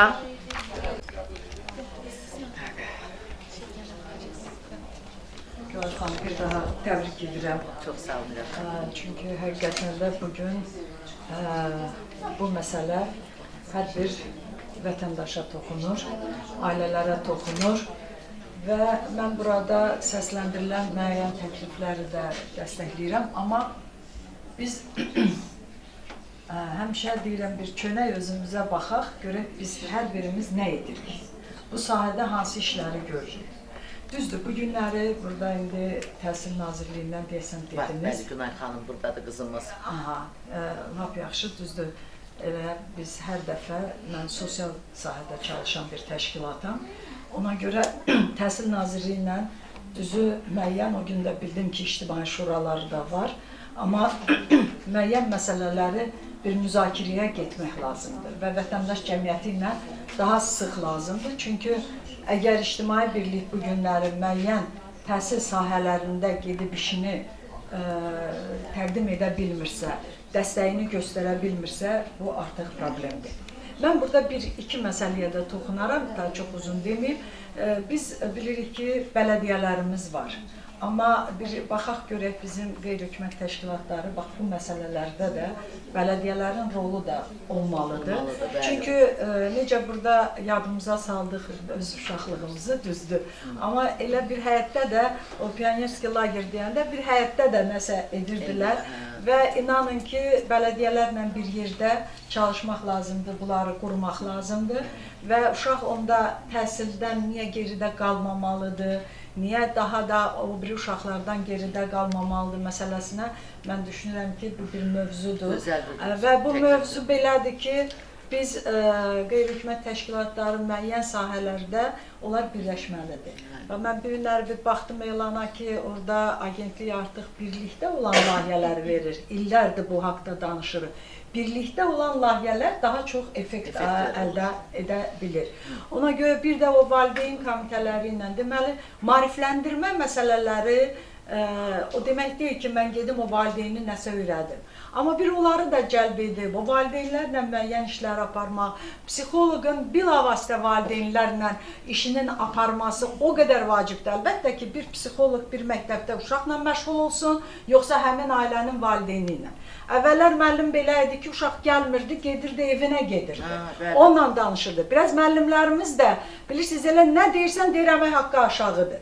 Söhbət əmək haqqından təkdirdir. Söhbət odur ki, insan müəllimliyə gedəndə bilməlidir hara gedir. ya getməməlidir, gedirsənsə deməli sən Haqqını onu verməlidir, çatdırmalısan. Ona görə mən çox istəyərəm ki, bax belə bir mövzuda olan məsələlər tək layihə çərçivəsində yox. Biz həmişə hazırıq, necə Bahar xanım dedi ki, həmişə yanınızdayıq. Bax belə bir məsələləri müəyyən bir yerlərdə pul aparmayan bir məsələlər var ki, onu etmək olar. Bir yerdə olanda müzakirə də edirik və həlli yollarını da tapa bilirik. Ona görə o birliyə həmişə gedin. Təşəkkür ederim. Allah razı olsun. Çox gözəldir. Siz bəli, doğrudan da biz bələdiyyələrlə, qeyri-hökumət təşkilatları, dövlət qurumları birləşsək də oradan da çox gözəl işlər görərik. Mehriban xanım söz istəyir. Buyurun Mehriban xanım. Yəni gəlin qısa-qısa danışaq, hamıdan. Salam, hər kəs xoş görmüşük. Təbrik edirəm Gülayə xanım, uğurlar olsun. Yəni bu sizin neçənci dəfələrdir bu mövzuyla qarşılaşırsınız, ortaya gətirirsiniz bu mövzunu. Mən də Demokratik Cəmiyyət Qadın Hüquqları İctimai Birliyinin sədriyəm. İnsanların qarşı koalisiyanın təsisçilərindən biri, idarə heyətinin üzvüyəm. Siz bilirsiniz ki, illərdir bu mövzuyla bağlı layihələrimiz həyata keçir və burada müəyyən fikirlər söyləndi. Mən hamısıyla razıyam fikirlərin. Ancaq baxın, bayaq qeyd elədiniz ki, 400 manatlıq, 4 fəsil buraxılış vinyetkalar. Baxın, indi əgər orada bir uşaq desə ki, mən orada çəkdirmirəm, istəmirəm, o uşağı artıq dışlayacaqlar ki, hə, bu qaldı qıraqda. Ona görə yox deməyi bacarmaq lazımdır. Yox deməyi bacarmaq lazımdır. Şəxsən mənim nəvəm üçün bu vinyetka çəkiləndə mən dedim qızıma ki, Günay, bu lazım deyil. Dedi, uşağı deyəcəklər ki, hamıdan yaxşı oxuyur, hamıdan birincidir, niyə çəkdəmir, imkan da var. Ancaq o elə deyil. Əslində, baxın, hamı bir yerə gəlsə, bizim də hərəmizin 3-4 vinyetkamız var. Hərəsinin də qiyməti Sovet dönəmində 25 manat çox böyük pul idi. Kəlmə deyib gedəsiniz. Çox böyük. Zaur müəllim söz istəyirlər, əyləşin oraya, mən qutarım, siz çıxış eləyərsiniz. Yəni, Sovet dönəmində də yenə də hərənin bir 25 manatlıq vinyetkası var idi. Bu şəkil bu dəqiqə elə bir zamanda yaşadıq ki, bir telefonla mən oturmuşam, bayaqdan işə dənə şəkil çəkmişəm və gözəl də şəkillərdir, mən onu paylaşım eləyəcəm. Yenə həmin bir şeydir, burada başqa bir 2x2-dir bu şəkili çəkmək. Amma bu qiymətə qoymaq və siz dediyiniz kimi böyük təntəraqlı restoranlarda tədbirlər keçirmək olmaz. Bir dənə də şey vurğulamaq istəyirəm ki, bu gənclərin məşğuliyyəti ilə bağlı nəsə bir şey eləmək lazımdır. Çünki kiçikdən böyüyə hər kəsin əlində telefon, bayaq qeyd elədiniz ki, kasıbın da əlində hətta belə telefon var. Mən orada İradə xanımla bir fikir mübadiləsi elədim, düşərgələrlə bağlı. Həyətdə uşaq yoxdur. Hərə bir evinə sığınıb, ancaq telefondadır. Uşaqların danışıq diksiyası, şeir əzbərləməyi, kitab oxumağa maraqları yoxdur. İdman oyunları vardı. Əvvəllər necə idi? Pioner məşğulluq, yox, lager yox. Məşğulluq, şagirdlərin Uşaq yaradıcılıq mərkəzləri var idi. Orada uşaq şahmat oynayırdı, şəkil çəkirdi. Qızlar nəsə toxuyurdular, nəsə idman seksiyaları var idi. İndi seksiyalarımız çoxdur, amma qiymətlər çox bahadır. Elə ailə var ki, 2 uşaq var, 3 uşaq var. Artıq onu yönəldə bilmir. Adi idmançılar böyüyür. Bizim gözəl həyətdə uşaqlar futbol oynayırlar. İnan ki, belə baxırıq, görürük, nə padaçaları var, nə oyunlar gedir. Amma bu uşaqları bir seksiyaya cəlb eləmək olmur. Nəyə görə qiymətlər bahadır. Belə şeylər də indi Təhsil Nazirliyinə aiddirsə, indi sosial xidmətlərə aiddirsə, nəzərdə tutsalar belə şeyləri gözəl olar. Uğurlar arzu edirəm. İnsan alverinə qarşı mübarizədə də daim uşaq alveri, uşaqların əməyinin alveri, gənclərin insan alverinə qarşı mübarizə daim işimiz davam eləyir. Yəni biz bir yerdə işləyirik, uğurlar arzu edirəm. Sağ olun. Sağ olun. Bizim çox hörmətli, hər zaman bu sahədə bizə dəstək olan Milli Qeydiyyat Forumunun idarə heyətinin üzvü Gözəl Zaur müəllimə söz verirəm. Onun dəyərli fikirlərini hər zaman ehtiyacımız var. Mən də izləyirdim sosial şəbəkədə və doğrudan da bizim hal-hazırda qeydiyyat sektorunda çatmayan ən əsas məsələlərdən biri bu layihələrin praktik effekt verməsidir. Bu layihənin böyük üstünlüyü ondan ibarət ki, biz bunun nəticələrini əyani şəkildə prosesin gedişində gördük. Yəni layihə icra olunanda biz artıq bu nəticələrini gördük. Bu həm də yaxşı bir nümunə yaradır və mən düşünürəm ki, biz burada aşkarlanan keysləri də Mehriban xanım getdi, amma insan alveri üzrə qeydiyyat koalisiyasında biz bu barədə müzakirə aparmalıyıq. Yəni mən təklif edirəm ki, siz bölüşəsiniz nəticələrini sistemləşdirilmiş şəkildə hamımızdır. Bundan bağlı mən də dəstək verirəm və təxəssüslər də cəlb edib müzakirə aparaq. Yəni biz bu keysləri ümumiləşdirək, bunu sonradan çevirək, bəlkə yeni planda. Niyə? Çünki Güləyə xanım çıxışına baxanda siz baxdınız o qeyd elədi ki, psixoloq çatmır adam başına görə, digər qurumlarla koordinasiya məsələsi. Bəlkə yeni plana biz bunu sala bilərik, yoxsa yeni plan icrasında İnsanlara qarşı mübarizə üzrə yeni fəaliyyət planı olacaq. Onun icrasından doğan nəticələrdə əksini tapa bilər. Mən düşünürəm ki, praktik кейsdir. Həm də açığı yaxşı olar ki, bizim qeyri-hökumət təşkilatları da belə bir praktik keyslər götürsünlər və bunun işləsinlər. Siz yaxşı qeyd elədiniz ki, hər rayonda, mən sizin çıxışa diqqətlə qulaq asım, hər rayonda bu tipli monitorinq alətləri tətbiq olunsa, bu çox yaxşı olar. Mən bir daha sizi təbrik edirəm. Bundan da bağlı əlavə sosial şəbəkədə də öz fikrimi yazacağam. Minnətdaram, var olasınız. Sağ olun, minnətdaram. Vaxtınızı ayırıb gəldiyiniz üçün təşəkkür edirəm, minnətdaram. Nailə xanım, buyurun. Yəni sözü olan... Belə bir layihəni, belə bir təkliflə gündəmə gətirmişsiniz. Həqiqətən burada mən deyəcəklərimin demək olar ki 99%-i həm siz özünüz dediniz ilk növbədə, həm də çıxış edənlərin hər biri o qədər gözəl açıqlamalar verdi ki, və mənə elə gəlir ki, mən çox danışmağa heç gözüm də yoxdur. Amma məni təsirləndirən bilirsiniz nə oldu? Sizin o şəkillər var, o çəkmişsiniz, hər uşağı harada tapmışsınız, necə tapmışsınız, Allah bilir. Çünki o sizi çox gözəl başa düşürəm. Bir qeyri-hökumət təşkilatının rəhbəri olaraq, eyni zamanda layihə rəhbəri olaraq. Çünki çox çətindir belə keysləri araşdırıb tapmaq, onun fotosunu əldə eləmək, çəkmək və yaxud da ki, onlarla söhbət aparmaq, mən onu çox gözəl başa düşürəm. Amma məni təsirləndirən oradakı hər uşaq bir insan talihidir. Siz indi görün, neçə insanın talihine toxunmuşsunuz. İndi də danışanda biraz səsim dəyişir. Çünki o uşaq, mən də uşaq olmuşam da, mən də balaca vaxtı dəcəl olmuşam, nəsə eləmişəm valideynlərimə falan. Amma böyümüşəm, artıq sizin qarşınızdayım, hər birimiz, buradakilərin hər biri. Bəlkə də heç gələcəyimizi bu cürə düşünməmişik, amma tali bizi gətirib bura çıxardıqda. O uşaqlar da siz demişkən, hərəsi bir insan talihi, onlar gələcəyin bilmirəm kimləri olacaq, həkimi, müəllimi, naziri bəlkə də.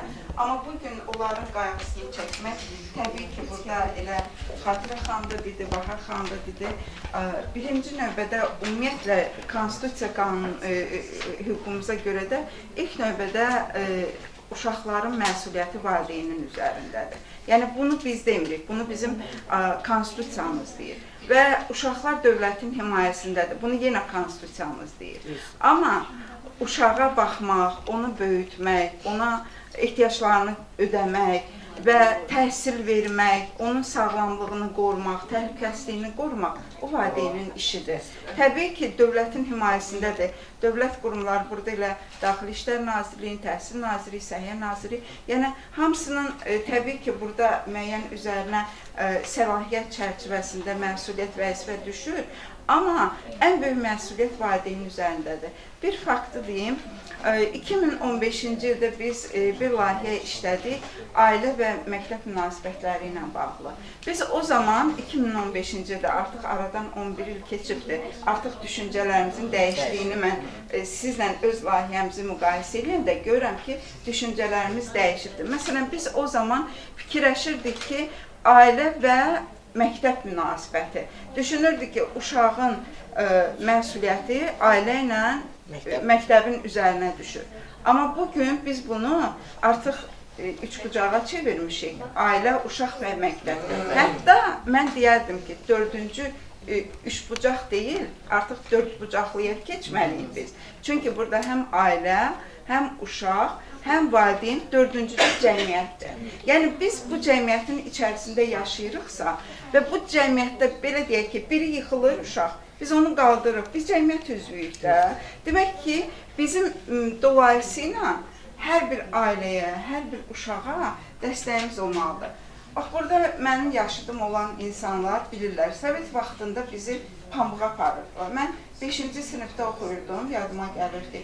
5-ci sinifdə oxuyan uşaqları kənd yerlərində, rayonlarda oxuyan uşaqları pamuğa aparırdılar. Amma biz onu dərk eləmirdik ki, o vaxtı bu uşaq hüquqlarının pozulmasıdır. Halbuki Sovet qanunları ideal qanunlar sayılırdı. Yadınıza gələrdi yəqin. Amma bugün biz deyirik ki, 5-ci sinifdə oxuyan uşağın 11 ya 12 yaşı var. Ümumiyyətlə onun hüququ burada pozulur. Yəni burada söhbət insan hüquqlarından gedir. Və biz də beynəlxalq uşaq hüquqlarının müdafiəsi konvensiyasına qoşulmuşuqsa, bizim qarşımıza öhdəliklər qoyulubdur, beynəlxalq öhdəliklər. Və o beynəlxalq öhdəliklərin yerinə yetirilməsi üçün nəinki burada məktəb, valideyn, burada dediyim kimi, uşaq üçüncü tərəfdir, hansı ki, uşaq hələ yetkinlik yaşına çatmayıb da. Amma cəmiyyət olaraq biz o uşağın hamımız müdafiəsini, həm hüququnun, həm ümumiyyətlə hər baxımdan, sosial, mənəvi cəhətdən, mədəni inkişaf üçün, intellektual inkişaf üçün biz o uşaqları qorumalıyıq. Bu bizim həm mənəvi, həm də bir Azərbaycan vətəndaşı olaraq borcumuzdur. Bax, mən sevinirəm ki, bizim aramızda burada xeyli gənclər əyləşiblər də. Onlar bizə qulaq asırlar, Gülay xanım. Biz Quran ayəsi danışmırıq. Yəni, bizim danışdığımız Quran ayəsi deyil. Amma bizim danışdıqlarımızdan neysə burada bir 20%, 30% o gənclər götürüb və biz estafeti onlara verəndə biz arxayın verməliyik ki, artıq bu cəmiyyət belə deyək, etibarlı əllərdədir. Çünki onlar da uşaq olublar, indi gəncdirlər və gələcəyin valideynləridir. Çox sağ olun, təşəkkür edirəm. Belə gözəl layihə üçün həqiqətən də çox dəyərli və istəyərdim ki, bu layihə davamlı olsun, bunun davamı gəlsin. Çünki siz konkret müəyyən bölgələri əhatələmişsiniz. Biraz əvvəl də Sosial Xidmətlər Agentliyinin bizim maliyyələşdirdiyi gün ərzı qayğı mərkəzlərinə də inşallah ki, gələcəkdə də onlarla bağlı davamlı olar. Çünki o uşaqlar həqiqətən də onların doğrudan da bizə çox böyük ehtiyacı var. Uşaqlardan daha çox ailələrin ehtiyacı var. Təşəkkür edirəm sizə, uğurlar arzulayıram. Sağ olun. Başlayın, çox danışdım. Mən istəyərdim ki, gənclərimiz də bir kəlmə desin, sonra kim istəyərsə, gənclərimiz, gəl görüm deyirəm. Mən böyüklərimizin fikri ilə əslində qalanda həqiqətən də razıyam. Çünki mən də anamın, valideynlərimin, müəllimlərimin, həmçinin Gülay xanımın da onların sayəsində təhsilə yaxşı cəlb olundum, yüksək bal toplaya bildim, tələbə adı qazana bildim. Yəni, həqiqətən onların əziyyəti, onların məni doğru yönləndirməsi sayəsində mən bu cür yüksək bir yerə çata bildim. Və əgər həqiqətən valideynlərimin, yəni müəllimlərdən savayı, valideynlərimin də mənim üzərimdə bir köməyi olmasaydı, mən də bəlkə də hal-hazırda digər uşaqlar kimi, bəzi uşaqlar kimi küçələrdə olacaqdım, təhsilə yönəlməyə bilməyəcəkdim və gələcəyim buna görə də doğru qurulmayacaqdı. Gələcəkdə də bunun fəsadları ilə qarşılaşacaqdım həqiqətən. Yəni, buna görə də həqiqətən həm məktəb müəllimlərimə, həm valideynlərimə, həm də bu cür gözəl tədbirlərə görə Gülay xanıma da çox təşəkkürlərimi bildirirəm. Çox sağ olun, Leyla. Təşəkkür edirik, bəli, doğrudan da. Əgər bugün Leyla da, Zəhra da, Ağaxan da və digər gənclərimiz, bizim fəallarımız, bugün onlar yaxşı oxumasaydılar, təhsilə önəm verməsəydilər, bugün tələbə adını qazanmazdılar. İnşallah ki, aydan, kiçik üzvümüz aydan da hazırlaşır, o da gələn il bizi sevindirər. Və mən düşünürəm, sözü demək istəyən var yenə, kimin sözü var? Buyurun Kəmal xanım. Bir dənə əlavə edirəm, uşaqları ilə bağlı məsələyə toxunmuşdu, o istəyirdim bayaqdan o məlumatlandırım. Bilirsiniz, burada Elm Təhsil Nazirliyinin nümayəndəsi də əyləşib. Artıq ölkəmizdə, Bakı şəhərində açıq tipli təlim-tərbiyə müəssisəsi sentyabr ayına istifadəyə veriləcək. O müəssisə 2011-ci ildə bağlanmışdı. Yəni, orada müəssisədə artıq uşaq sayı çox az olduğuna və 3-4 nəfər olduğuna müəssisə bağlandı və artıq 15 il keçdi, gördünüzmü? 15 ildə biz nə ilə rastlaşdıq?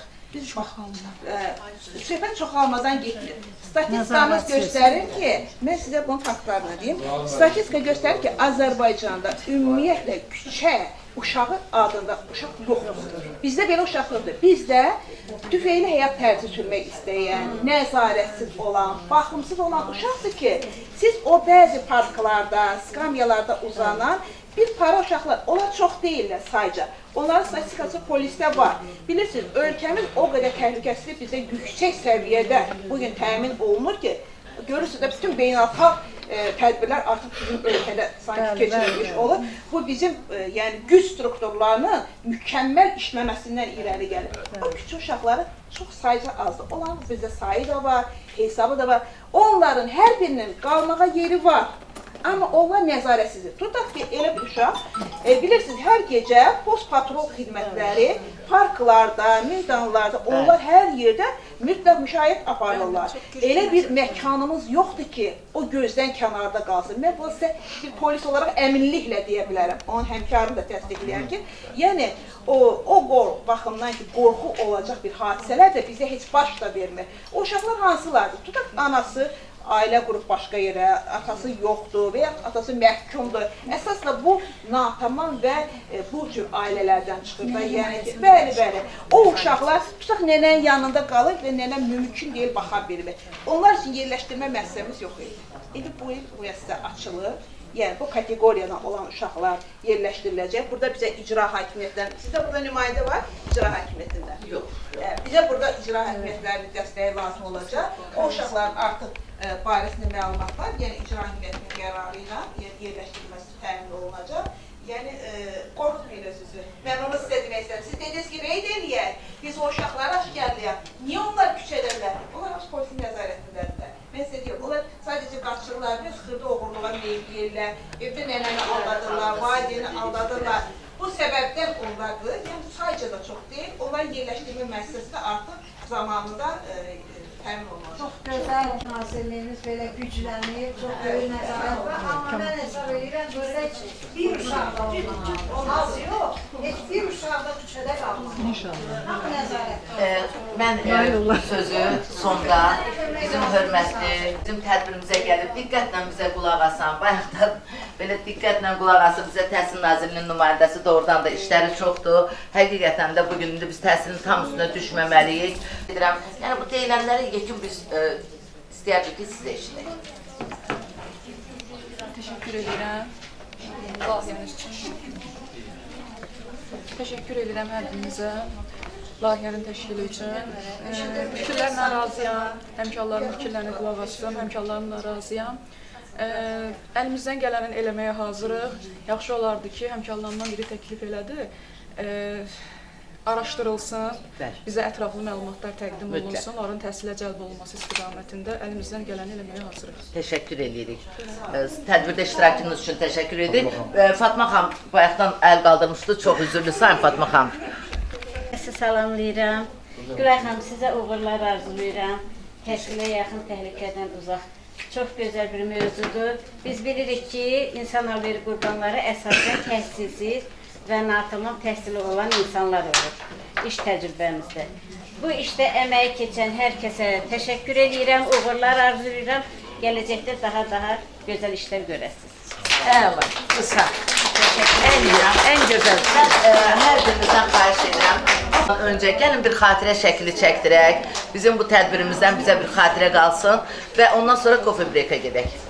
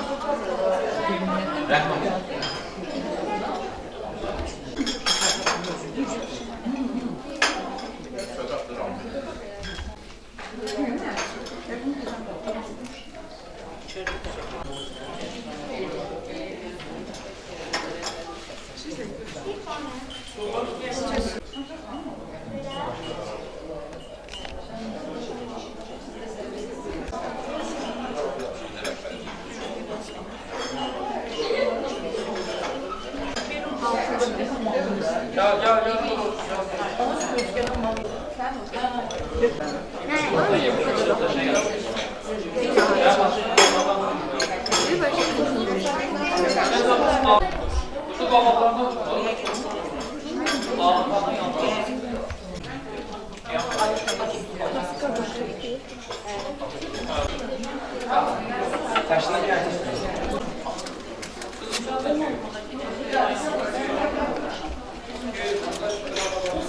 Gel burada.